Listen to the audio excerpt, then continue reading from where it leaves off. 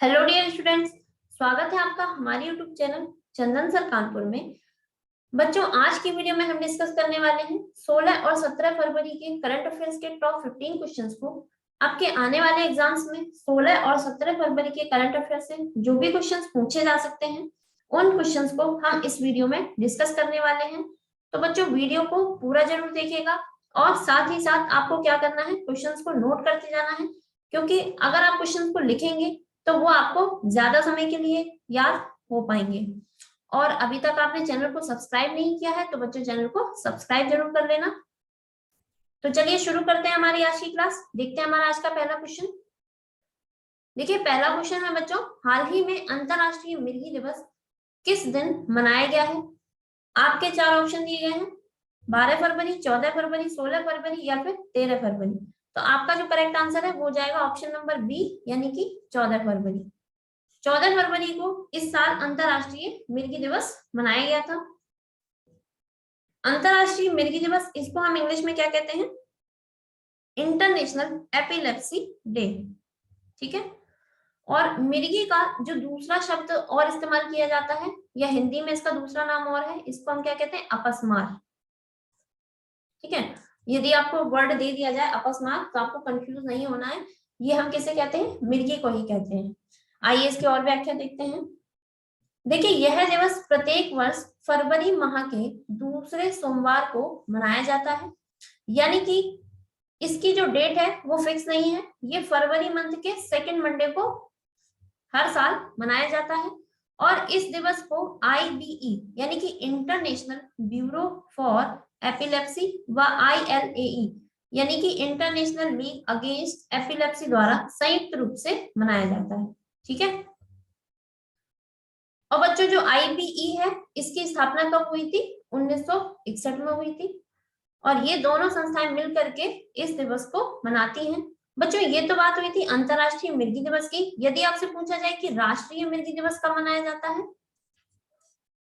राष्ट्रीय मिर्गी दिवस, तो ये बच्चों आपका हर साल 17 नवंबर को मनाया जाता है। क्लियर है? तो राष्ट्रीय मिर्गी दिवस हर साल कब मनाते हैं? 17 नवंबर को। चलिए अगला क्वेश्चन देखेंगे। अगला क्वेश्चन है, हाल ही में CBSE ने किसे अपना नया अध्यक्ष नियुक्त किया है? आपके चार ऑप्शन है, अनिल पाठक, संदीप बख्शी, विनीत जोशी या फिर इनमें से कोई नहीं। तो बच्चों, इसका जो करेक्ट आंसर है वो जाएगा आपका ऑप्शन नंबर सी, यानी कि विनीत जोशी। CBSE ने विनीत जोशी को अपना नया अध्यक्ष नियुक्त किया है। और ये देखिए इमेज में, ये हैं विनीत जोशी, जिन्हें CBSE ने अपना नया अध्यक्ष बनाया है। आइए इसकी और व्याख्या देख लेते हैं। देखिए बच्चों, CBSE ये क्या होता है? Central board of secondary education.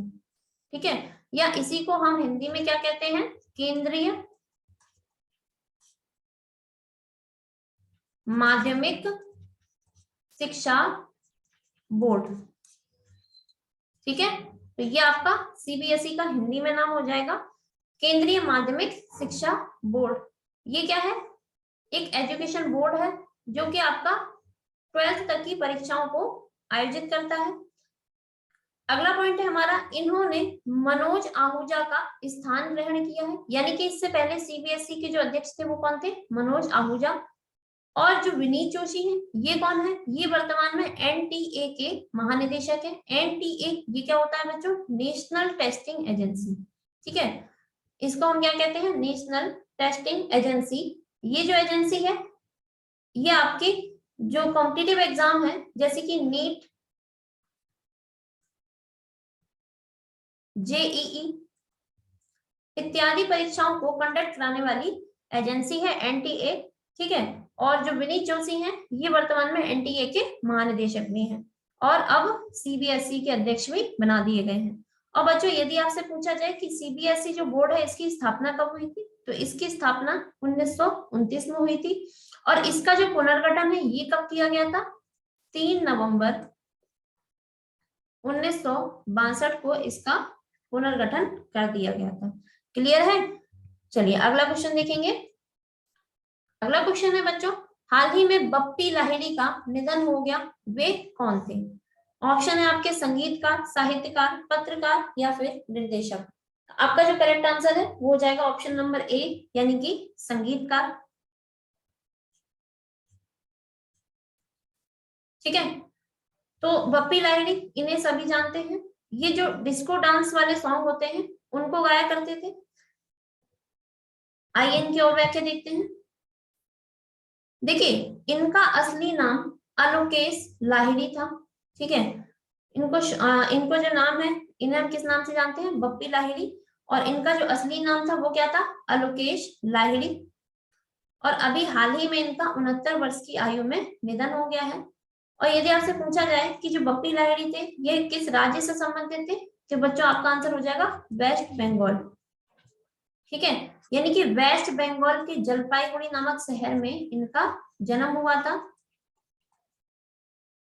ठीक है, और ऐसे भी आप समझ सकते हैं कि जो लाहिड़ी होते हैं, ये जो कास्ट है ये बंगाली होती है। ठीक है, यानी कि बंगाल में रहने वाले लोगों को लाहिड़ी कहा जाता है।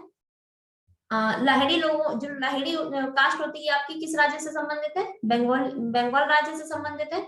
और बप्पी लाहिड़ी का जो जन्म है ये कहाँ हुआ था? वेस्ट बंगाल के जलपाईगुड़ी नामक शहर में इनका जन्म हुआ था। क्लियर है? और इन्हें बप्पी दा के नाम से भी प्यार से लोग इन्हें बप्पी दा भी कहते थे। ठीक है, और इमेज में आप देख रहे हैं कि ये जो गोल्ड की चेन पहने हुए हैं, ये अपनी गोल्ड की चेन के लिए बहुत ज्यादा जाने जाते थे। ठीक है, इन्हें जो गोल्ड है वो पहनने का बहुत शौक था, हाथों में ब्रेसलेट, गले में गोल्ड की चेन मोटी सी, तो ये सब ये पहने रहते थे हमेशा। तो आइए अगला क्वेश्चन देखेंगे। अगला क्वेश्चन है बच्चों, हाल ही में रेल मंत्रालय ने किस शहर में देश की सबसे बड़ी कुश्ती अकादमी स्थापित करने की मंजूरी दी है? तो हमें बताना है कि जो देश की सबसे बड़ी कुश्ती अकादमी है ये भारत के किस शहर में बनाई जाएगी? आपके चार ऑप्शन दिए गए हैं, मुंबई, कोलकाता, भोपाल या फिर दिल्ली। तो आपका जो करेक्ट आंसर है वो हो जाएगा ऑप्शन नंबर डी, यानी कि दिल्ली। रेल मंत्रालय दिल्ली में देश की सबसे बड़ी कुश्ती अकादमी स्थापित करेगा। आइए इसकी और व्याख्या देखते हैं। देखिए, यह अकादमी किशनगंज दिल्ली में बनाई जाएगी, यानी कि दिल्ली में किशनगंज नामक स्थान है, वहां पर इस अकादमी को स्थापित किया जाएगा। और इस परियोजना की स्थापना के लिए 30 करोड़ 76 लाख रुपए की लागत निर्धारित की गई है। और यह अकादमी खिलाड़ियों को अच्छी सुविधाएं प्रदान कराएगी और उभरते पहलवानों को चैंपियन बनने का मौका देगी। ठीक है, तो ये आपकी इंपॉर्टेंट पॉइंट्स हो गए हैं। और बच्चों, रेल मंत्रालय की बात आई है, तो रेल मंत्रालय के जो वर्तमान मंत्री हैं उनका नाम क्या है? अश्विनी वैष्णव। ये हम पहले भी डिस्कस कर चुके हैं कि जो रेल मंत्रालय के वर्तमान मंत्री हैं उनका नाम क्या है? अश्विनी वैष्णव। क्लियर है? चलिए अगला क्वेश्चन देखेंगे। अगला क्वेश्चन है हमारा, हाल ही में मुंबई के मालाबार हिल पर स्थित राजभवन में दरबार हॉल का उद्घाटन किसने किया है? तो मुंबई में राजभवन में दरबार हॉल का उद्घाटन किया गया है, वो किसके द्वारा किया गया? आपके चार ऑप्शन है, उद्धव ठाकरे, भगत सिंह कोश्यारी, रामनाथ कोविंद या फिर अजीत पवार। तो बच्चों इसका जो करेक्ट आंसर है वो हो जाएगा आपका ऑप्शन नंबर सी, यानी कि रामनाथ कोविंद। रामनाथ कोविंद ने राजभवन में दरबार हॉल का उद्घाटन किया है।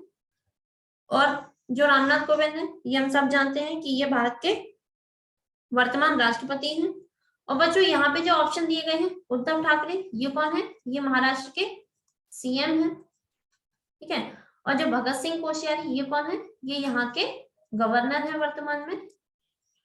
और जो लास्ट नाम आया है अजीत पवार, ये बच्चों महाराष्ट्र के डेप्यूटी सीएम है, वर्तमान में डेप्यूटी सीएम, या इसको हम हिंदी में क्या कहते हैं? उप मुख्यमंत्री। तो आपसे पूछा जाए कि महाराष्ट्र के उप मुख्यमंत्री कौन है, तो वो हो जाएंगे आपके अजीत पवार। क्लियर है? देखिए इसकी व्याख्या देखेंगे। यह दरबार हॉल पहली बार 1911 में ब्रिटिश शासनकाल में बनाया गया था। हम सभी जानते हैं कि यहाँ पे जो ईयर दी गई है 1911, इस समय भारत पर किसका शासन था? ब्रिटिश का शासन था।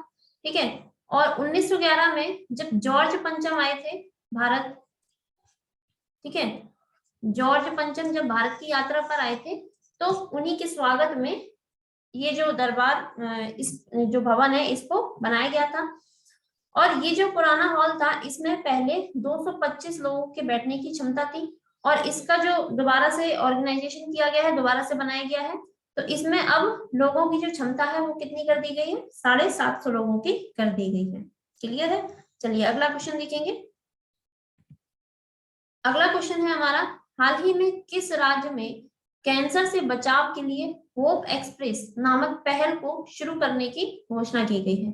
आपके 4 ऑप्शन दिए गए हैं, महाराष्ट्र, गोवा, केरल या फिर छत्तीसगढ़। तो आपका जो करेक्ट आंसर है वो जाएगा आपका ऑप्शन नंबर ए, यानी कि महाराष्ट्र। महाराष्ट्र में होप एक्सप्रेस कैंसर से बचाव के लिए इस पहल को शुरू किया गया है। आइए इसकी व्याख्या देखते हैं। देखिए, यह घोषणा महाराष्ट्र के स्वास्थ्य मंत्री, जो कि वर्तमान में कौन है, श्री राजेश टोपे, ठीक है, तो महाराष्ट्र के वर्तमान में स्वास्थ्य मंत्री हैं श्री राजेश टोपे, इनके द्वारा यह घोषणा की गई है।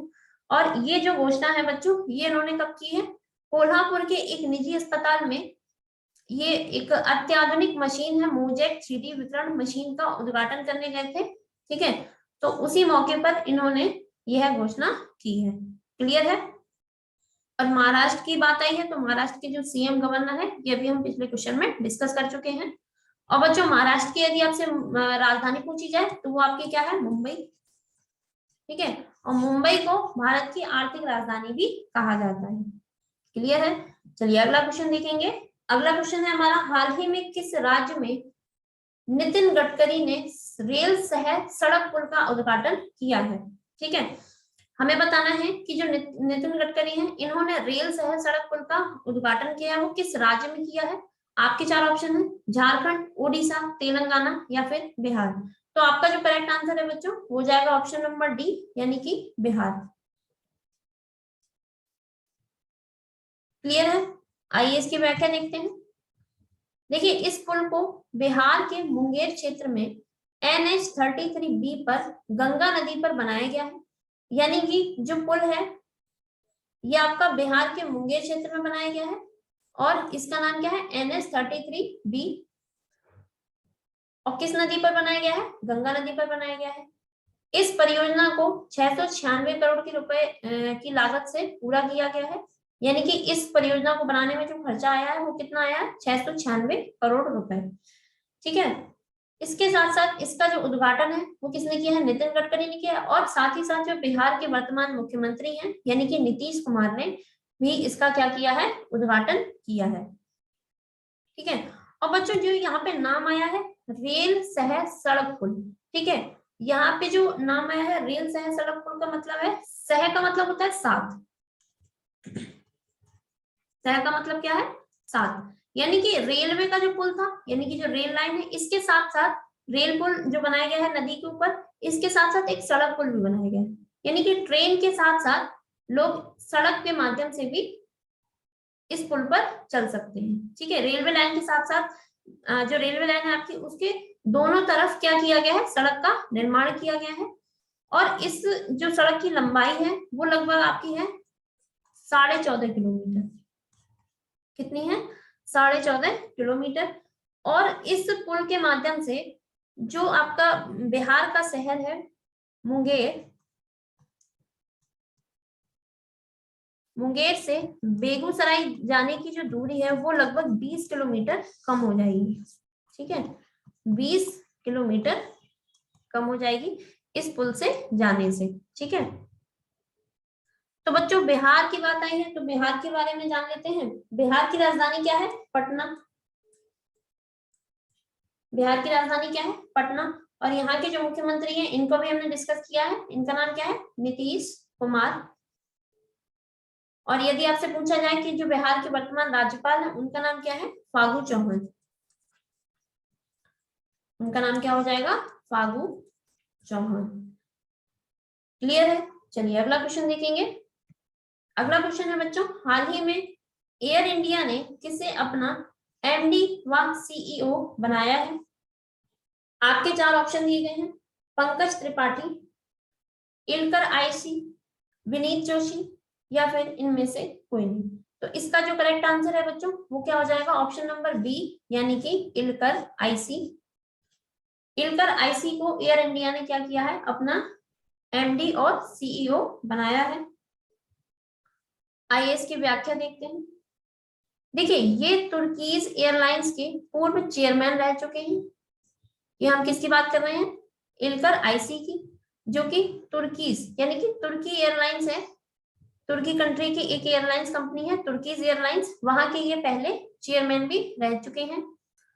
और बच्चों यहाँ पे जो बात आई है एयर इंडिया की, तो जो आपकी अब किसके अंडर में आ गई है? टाटा ग्रुप, टाटा ग्रुप के अंडर में। यानी कि जो टाटा ग्रुप है इसने एयर इंडिया को अभी हाल ही में 27 जनवरी 2022 को इसको खरीद लिया था।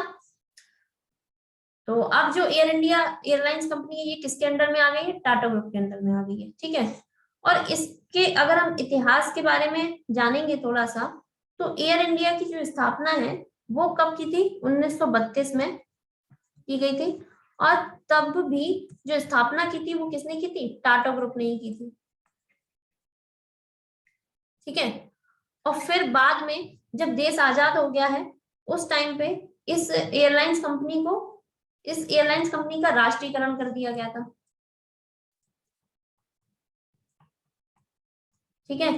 बाद में देश आजाद होने के बाद इस कंपनी का क्या किया गया? राष्ट्रीयकरण। राष्ट्रीयकरण का मतलब होता है कि जिस भी चीज का राष्ट्रीयकरण किया जाएगा उसमें सरकार की 50% से ज्यादा की हिस्सेदारी हो जाती है।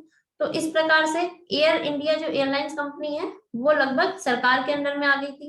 ठीक है। और बाद में जब ये अपनी सेवाओं को देने में विफल रही तो इसको बाद में क्या कर दिया? सरकार ने इसको दोबारा से बेच दिया। और बेचने पे टाटा ग्रुप ने ही इसको दोबारा से क्या किया है? खरीद लिया है। तो अब इसका टाटा ग्रुप, इस पर जो नियंत्रण है वो किसका हो गया है? टाटा ग्रुप का हो गया है। और टाटा ग्रुप ने ही एयर इंडिया एयरलाइंस कंपनी के जो अभी वर्तमान जो एमडी और सीईओ बनाए हैं उनका नाम क्या है? Ilker IC. ठीक है। बच्चों आपको बता दूं कि जो एमडी होता है इसका मतलब क्या होता है? Managing director. और जो सीईओ होते हैं उनका मतलब क्या होता है? Chief executive officer. अगर आपको इसका मतलब नहीं पता है तो मतलब जान लीजिएगा, एमडी का मतलब क्या है? Managing director. और सीईओ का मतलब क्या होता है? Chief executive officer. क्लियर है? अब जो यहाँ पे एयर इंडिया की बात कर रहे थे, तो एयर इंडिया के जो मुख्यालय है ये कहाँ पर है आपका? मुंबई में है। ठीक है। आइए अगला क्वेश्चन देखेंगे। अगला क्वेश्चन है हमारा, हाल ही में जारी ग्लोबल एंटरप्रेन्योरशिप मॉनिटर 2021 और 22 की रिपोर्ट में भारत का स्थान क्या रहा है? तो जो ग्लोबल एंटरप्रेन्योरशिप मॉनिटर रिपोर्ट है 2021 और 22 की, इसमें हमें बताना है कि जो भारत का स्थान है वो कौन सा आया है। आपके ऑप्शन दिए गए हैं दूसरा, तीसरा, चौथा या फिर पहला। आपका जो करेक्ट आंसर है वो जाएगा ऑप्शन नंबर सी यानी कि चौथा। एंटरप्रेन्योरशिप ये क्या होता है बच्चों? इसका हिंदी में मतलब होता है उद्यमिता। ठीक है। उद्यमिता, या इसको सीधे शब्दों में कहेंगे क्या? बिजनेस। ठीक है। यानी कि इस रिपोर्ट के मुताबिक ये अंदाजा लगाया जाता है कि जैसे भारत की बात करें तो भारत में जो लोग हैं वो कितने हैं कि जो अपना खुद का बिजनेस चालू करना चाहते हैं या खुद का बिजनेस करते हैं, ऐसी सोच रखते हैं खुद का सेल्फ बिजनेस बनाने की, खुद का सेल्फ बिजनेस स्टार्ट करने की। तो ऐसे लोगों का जो भारत पूरी दुनिया में बात करें तो वो स्थान जो है भारत में वो कौन सा है? चौथा है। ठीक है। यानी कि भारत के लोग चौथे स्थान पर आते हैं। और इस रिपोर्ट में जो पहला स्थान है बच्चों इस बार वो किसका आया है? सऊदी अरब का। दूसरा किसका आया है? नीदरलैंड का। और जो तीसरा स्थान रहा है स्वीडन का रहा है। ठीक है। तो ये आपको याद रखना है। अब बच्चों जैसे यहाँ पे अलग अलग देशों के नाम आए हैं तो इनकी राजधानी भी हम जान लेते हैं, क्योंकि राजधानी से क्वेश्चन आपके हर एग्जाम में ज्यादातर पूछे जाते हैं। तो सऊदी अरब की बच्चों राजधानी ये क्या है? रियाद है। नीदरलैंड की राजधानी एम्स्टर्डम है। और जो स्वीडन है इसकी राजधानी बच्चों में स्टॉकहोम। ठीक है। तो स्वीडन की राजधानी क्या है? स्टॉकहोम। सऊदी अरब की रियाद। और नीदरलैंड की राजधानी क्या है? एम्स्टर्डम। देखिए बच्चों, हमारे चैनल पर आपको करंट अफेयर्स पढ़ने के दो फायदे हैं। एक तो आपको करंट अफेयर्स भी तैयार होता जाता है और साथ ही साथ आपको स्टैटिक जीके के भी क्वेश्चन मैं आपको कराती जाती हूँ। और स्टैटिक जीके आप सभी जानते हैं कि इसको आप एक बार कभी तैयार नहीं कर सकते, क्योंकि ये इसका कोई अंत नहीं है स्टैटिक जीके का। और एग्जाम में क्वेश्चन स्टैटिक जीके से बहुत ज्यादा पूछे भी जाते हैं। तो अगर आपको अपनी स्टैटिक जीके भी अच्छी करनी है तो आप करंट अफेयर्स को तैयार करिए, साथ ही साथ हमारे लेक्चर को पूरा देखिए। और जो भी मैं आपको इंपॉर्टेंट पॉइंट्स बता दी हूँ क्वेश्चन से रिलेटेड उनको भी आप साथ साथ नोट करते जाओ, ठीक है। अगर आप नोट नहीं करोगे तो ये आप ही का नुकसान है, इससे मेरा कुछ नहीं बिगड़ेगा। तो आपको क्या करना है, क्वेश्चन को तो करना ही है और साथ ही साथ जो इम्पोर्टेंट फैक्ट्स बताए जा रहे हैं उनसे रिलेटेड जो भी नई नई जानकारी मिलती है आपको, उनको भी आपको साथ में नोट करते जाना है, ठीक है। चलिए अगला क्वेश्चन देखेंगे। देखिए अगला क्वेश्चन है हमारा, हाल ही में पॉल हेनरी सांडोगो दामिबा किस देश के अंतरिम राष्ट्रपति बनाए गए हैं? आपके चार ऑप्शन है, बुर्किना फासो, सूडान, घाना या फिर गिनी। तो आपका जो करेक्ट आंसर है वो हो जाएगा ऑप्शन नंबर ए, यानी कि बुर्किना फासो, ठीक है। बुर्किना फासो के अभी अंतरिम राष्ट्रपति बनाए गए हैं, क्या नाम है, पॉल हेनरी सांडोगो दामिबा। आइए इसकी व्याख्या देखते हैं और इमेज में देख लीजिए, ये हैं जो कि वर्तमान बुर्किना फासो के अंतिम राष्ट्रपति बनाए गए हैं। देखिए सैन्य तख्ता पलट के बाद इन्हें यहाँ का अंतरिम राष्ट्रपति घोषित किया गया है, ठीक है। तो सैन्य तख्ता पलट यानी कि इस देश पर जो शासन है वो किसने कर लिया था, यहाँ की जो सेना है उसका हो गया था, और राष्ट्रपति और प्रधानमंत्री को अपने पद से हटा दिया गया था। अब बच्चों बुर्किना फासो की बात आई है, तो बुर्किना फासो की राजधानी ये क्या है, ओगाडुगु, ओगाडुगु, और इसकी जो मुद्रा है वो क्या है, फ्रैंक, ठीक है। और बुर्किना फासो ये आपका कौन से महाद्वीप में आता है, ये अफ्रीका महाद्वीप में स्थित है, ठीक है। चलिए नेक्स्ट क्वेश्चन देखेंगे। अगला क्वेश्चन है हमारा, हाल ही में सौभाग्य योजना सौर विद्युतीकरण योजना में कौन सा राज्य शीर्ष स्थान पर रहा है? आपके चार ऑप्शन दिए गए हैं, उत्तर प्रदेश, मध्य प्रदेश, राजस्थान और हरियाणा। तो आपका जो ऑप्शन नंबर सी है वो करेक्ट हो जाएगा, यानी कि राजस्थान।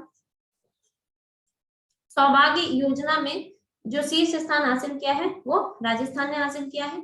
आइए इसकी व्याख्या देखते हैं।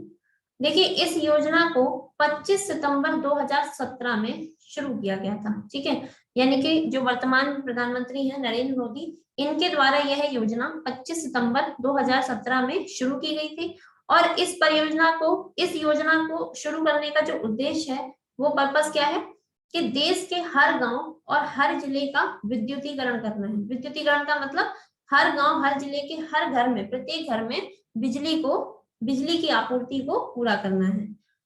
और राजस्थान में 1,23,682 घरों का विद्युतीकरण किया गया है इस योजना के तहत, ठीक है। और इसके साथ साथ जो राजस्थान के बाद इसमें जो राज्य आए हैं उनका स्थान क्या क्या रहा है, दूसरे नंबर पे छत्तीसगढ़, उसके बाद उत्तर प्रदेश, फिर असम, बिहार, महाराष्ट्र, उड़ीसा और मध्य प्रदेश का स्थान रहा है, ठीक है। और बच्चों यहाँ पे राजस्थान की जैसे बात आई है तो राजस्थान शीर्ष स्थान पर था, तो इसके बारे में जान लेते हैं कि जो राजस्थान राज्य की राजधानी है ये क्या है, जयपुर है। और यहाँ के जो सीएम है उनका नाम क्या है, अशोक गहलोत, अशोक गहलोत। और यदि आपसे पूछा जाए कि राजस्थान के गवर्नर, तो उनका नाम क्या है, वर्तमान में जो राजस्थान के गवर्नर है वो है आपके कलराज मिश्र, ठीक है। वर्तमान में राजस्थान के गवर्नर का नाम क्या है, कलराज मिश्र, क्लियर है। चलिए नेक्स्ट क्वेश्चन देखेंगे। अगला क्वेश्चन है बच्चों, हाल ही में पैसाबाजार.com ने पैसा ऑन डिमांड क्रेडिट कार्ड की पेशकश के लिए किस बैंक के साथ समझौता किया है? आपके चार ऑप्शन दिए गए हैं, सीबीआई यानी कि central bank of India, RBL bank, yes bank या फिर एक्सिस बैंक। तो इसका जो करेक्ट आंसर है वो हो जाएगा ऑप्शन नंबर बी, यानी कि आरबीएल बैंक, ठीक है। पैसाबाजार.com ने आरबीएल बैंक के साथ पैसा ऑन डिमांड क्रेडिट कार्ड को पेशकश करने के लिए इसके साथ समझौता किया है। आइए इसकी व्याख्या देखते हैं। देखिए बच्चों आरबीएल बैंक आया है तो इसका मतलब क्या होता है, रत्नाकर बैंक लिमिटेड, ठीक है। ये आरबीएल जो बैंक है इसका मतलब क्या है, रत्नाकर बैंक लिमिटेड।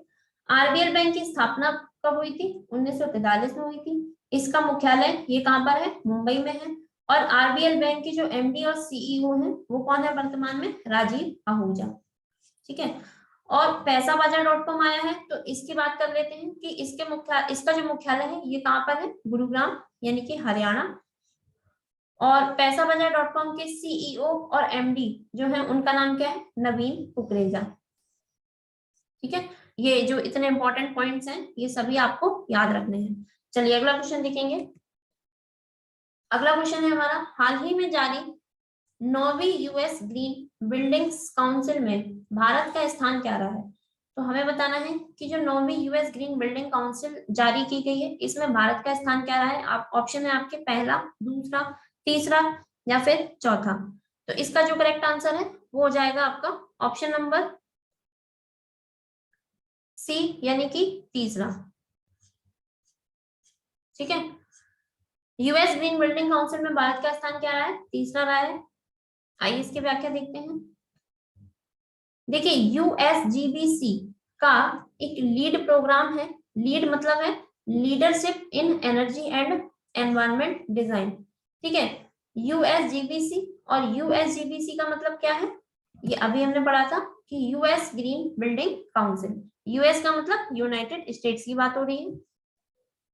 तो इसके द्वारा एक प्रोग्राम चलाया जा रहा है लीड। ठीक है, और इस प्रोग्राम के तहत क्या होता है कि जो विश्व की सर्वाधिक प्रचलित हरित भवन रेटिंग प्रणाली है इसको जारी किया जाता है इस प्रोग्राम के तहत। यानी कि आसान शब्दों में समझें कि जो पर्यावरण के अनुकूल इमारतें हैं उनकी रेटिंग को यह जारी करता है। और इस साल इस रेटिंग में पहला स्थान किसको मिला है, चीन को, और दूसरा स्थान किसे मिला है, कनाडा को, और तीसरे स्थान पर कौन रहा है, भारत। ठीक है, चलिए अगला क्वेश्चन देखेंगे। देखिए अगला क्वेश्चन है हमारा, हाल ही में फ्रैंक वॉल्टर स्टीनमेयर किस देश के दूसरी बार राष्ट्रपति चुने गए हैं। आपके चार ऑप्शन दिए गए हैं, जर्मनी, स्पेन, पुर्तगाल और ऑस्ट्रिया। तो इसका जो करेक्ट आंसर है बच्चों वो हो जाएगा आपका ऑप्शन नंबर ए, यानी कि जर्मनी। फ्रैंक वॉल्टर स्टीनमेयर, ये देखिए इमेज में ये है फ्रैंक वॉल्टर स्टीनमेयर जो कि जर्मनी के दूसरी बार राष्ट्रपति चुने गए हैं। देखिए बच्चों जर्मनी की बात आई है तो जर्मनी की जो राजधानी है वो क्या है, बर्लिन है, और यहाँ की जो मुद्रा है वो क्या है, यूरो। और जो जर्मनी के चांसलर हैं वर्तमान में उनका नाम क्या है, ओलाफ स्कोल्ज। ठीक है, ओलाफ स्कोल्ज, ये अभी कुछ ही टाइम पहले जर्मनी के चांसलर बनाए गए हैं जो कि एंजेला मर्केल के स्थान पर नियुक्त किए गए थे। ठीक है, अब बच्चों जर्मनी देश की बात आ रही है तो जो जर्मनी कंट्री है आपका ये यूरोप महाद्वीप में स्थित है। क्लियर है, यूरोप महाद्वीप में स्थित है जर्मनी, ये आपको याद रखना है। चलिए अगला क्वेश्चन देखेंगे, ये हमारे आज के लेक्चर का लास्ट क्वेश्चन है। तो क्वेश्चन क्या है, हाल ही में how to prevent the next pandemic नामक पुस्तक किसने लिखी है। आपके चार ऑप्शन दिए गए हैं, Ratan Tata, Mark Zuckerberg, Bill Gates और अनुराग सिसोदिया। तो इसका जो करेक्ट आंसर है वो हो जाएगा आपका ऑप्शन नंबर सी, यानी कि Bill Gates. How to prevent the next pandemic, इस पुस्तक को किसने लिखा है, बिल गेट्स ने। यहाँ देखिए इमेज में ये है बिल गेट्स जिन्होंने इस पुस्तक को लिखा है। ठीक है, और बच्चों अगर हम बात करें ये जो पुस्तक है इसका अगर हम हिंदी में अर्थ निकालेंगे तो वो क्या हो जाएगा, हाउ टू प्रिवेंट, प्रिवेंट का मतलब होता है रोकना, कैसे रोके नेक्स्ट पेंडेमिक, यानी कि पेंडेमिक का मतलब होता है क्या, महामारी। ठीक है, तो इस बुक का जो टाइटल है वो क्या है, हिंदी में यदि हम बात करें कि अगली महामारी को कैसे रोका जाए। ठीक है, तो इसकी और व्याख्या देख लेते हैं। देखिए इस पुस्तक में बिल गेट्स ने भविष्य में आने वाली महामारी को कैसे रोका जा सकता है और कोविड-19 को अंतिम महामारी बनाया जाए इसका वर्णन किया है। ठीक है, तो इस पुस्तक में बिल गेट्स ने जो आगे आने वाली महामारी है उसको हम कैसे रोक सकते हैं इसके बारे में डिटेल बताई है। और साथ ही साथ जो कोविड-19 है, कोविड-19 को अंतिम महामारी यानी कि इसके बाद कोई भी महामारी ना आए, तो ऐसे चीजों को अपनी पुस्तक में डिस्कस किया है। और बच्चों बिल गेट्स ये कौन है, ये माइक्रोसॉफ्ट के संस्थापक हैं। ठीक है, और दुनिया के रईस जो लोग हैं उनमें से ये आते हैं, और वर्तमान में इनका जो स्थान है वो चौथा है। पूरी दुनिया में जो रईस लोग हैं उनमें बिल गेट्स का स्थान कौन सा है, चौथे नंबर पे है ये। ठीक है, तो बच्चों ये थे हमारे आज के करंट अफेयर्स के टॉप 15 क्वेश्चंस। आशा करती हूँ आपको आज की क्लास अच्छे से समझ में आई होगी। यदि आपको क्वेश्चन से संबंधित कोई भी डाउट है तो आप नीचे कमेंट सेक्शन में मेंशन कर सकते हैं और पूछ सकते हैं, आपको जवाब जरूर दिया जाएगा। ठीक है, और आपको लेक्चर कैसा लगा ये भी आप नीचे कमेंट सेक्शन में लिखकर बता सकते हैं। और साथ ही साथ आपको क्या करना है, वीडियो को शेयर जरूर करना है। आपके साथ जो भी बच्चे तैयारी कर रहे हैं उनके साथ सारे लेक्चर को आप शेयर किया कीजिए, ताकि ये अच्छे से अच्छा कंटेंट उनके पास भी पहुंच सके। और वीडियो को ज्यादा से ज्यादा लाइक किया कीजिए, ठीक है। और क्या करना है, चैनल को अगर सब्सक्राइब नहीं किया है तो चैनल को सब्सक्राइब कर लेना, और ऐसे जो बेल आइकन ऑन किया जाता है इस प्रकार से ऑन कर लेना, ताकि आपको आने वाली सारी वीडियोस की नोटिफिकेशन टाइम पर मिलती रहे। तो आज के लिए इतना ही रखते हैं बच्चों, मिलते हैं अगली क्लास में नए लेक्चर के साथ, और भी नए नए प्रश्नों के साथ, नई नई जानकारी के साथ। तब तक के लिए गुड बाय, जय हिंद एंड थैंक यू।